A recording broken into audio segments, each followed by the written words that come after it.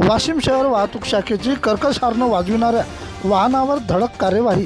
वाशिम वाहतूक शाखेने शहरातील दुचाकीला मॉडिफाय सायलेन्सर लावून कर्कश आवाज काढणाऱ्या व ध्वनी प्रदूषण करणाऱ्या दुचाकीवर वाहतूक शाखेने विशेष मोहीम राबवून अंतर्गत धडक कारवाई करत 10 चारचाकी तसेच अवजड वाहन कर्कश हॉर्न वाजविणाऱ्या वाहनधारकाविरुद्ध कारवाई करण्यात आली आहे।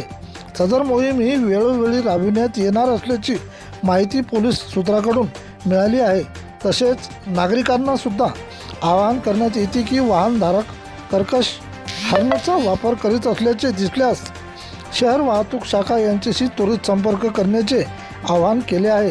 सदर कारवाई जिल्हा पोलीस अधीक्षक निकेश खाटमोडे यांच्या मार्गदर्शनात शहर वाहतूक शाखेचे सहाय्यक पोलीस निरीक्षक बाळासाहेब किसनराव नाईक यांची टीम, पोलीस अंमलदार सुनील वाणी, दीपक मुळे, विष्णू साबळे, राहुल गवई, शिवकुमार घुगे, प्रवीण जाधव, मपोका मनीषा चौके, ज्योती इंगोले, शालू इंगळे यांनी केली आहे।